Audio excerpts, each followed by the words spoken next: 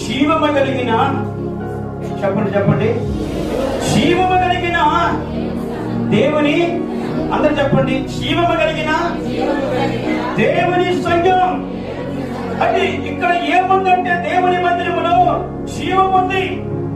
అంటే ప్రాణాపాయంతో, పాపముతో, శాపముతో, బలహీనతతో, బంధకాలతో, శాపాలతో ఒక మనిషి ఇక్కడ వస్తే ఈ జీవము కలిగిన మందిరములో ప్రజలకు ఏమి జరుగుతుందంటే, ప్రజలు ఎలాగ దీవించబడాలో, ఎలా ఆశీర్వదించబడాలో దేవుడు మాట్లాడతాడు. Praise the Lord. అన్ని జీవము కలిగిన మందిరం చెప్పట్లేదు.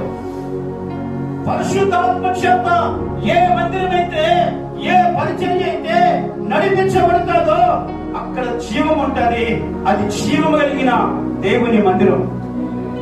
అవి చెప్తున్నా, అవి చెప్తున్నా. కొంతమంది మందిరాల్లో ఏం కనపడితే అంటే దేవునికి స్థానం కనిపించదు. కొంతమంది మందిరాల్లో ఏం కనిపించదంటే పరిశుద్ధాత్మ దేవునికి ఆధీనంలో దేవుని సన్నిధి ఉండదు. కొంతమందికి ఏం కనిపిస్తుందంటే కేవలం ఆ మందిరంలో డబ్బులు కలెక్షన్ కనబడతారు తప్ప ఆధ్యాత్మికమైన మేలు దేవుడు కూడా. Praise the Lord, praise the Lord. సంఘములో మనుష్యుడు పాపం క్షమించబడాలి. మందిరంలో ఒక వ్యక్తి బలహీనత నుండి విడుదల పొందాలి. ఒక వ్యక్తి మోక్షానికి చేరడమే జీవము కలిగిన సంఘములో జరిగినప్పుడు నిలవి. Praise the lord.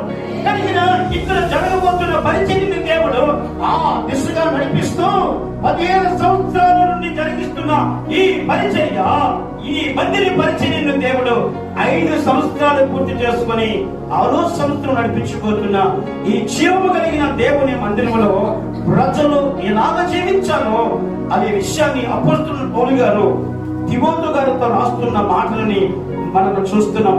అంటున్నాడు, దేవుని మందిరములో అనగా జీవము కలిగిన దేవుని మందిరములో జనులు ఎలాగ ప్రవర్తించవలనో అది నీకు తెలియవలెనని ఈ సంగతిలో నీకు రాయించు ఉన్నాను. Praise the Lord. చెప్తాం కనుక హల్లెలూయా, హల్లెలూయా, హల్లెలూయా, హల్లెలూయా.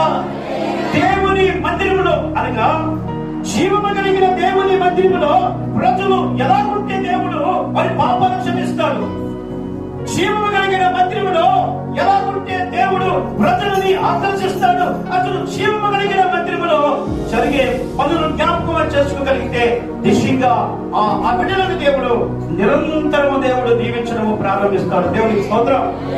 Praise the Lord, praise the Lord. దేవుని సన్నిధిలో జీవము కలిగిన సంఘములో ప్రజలు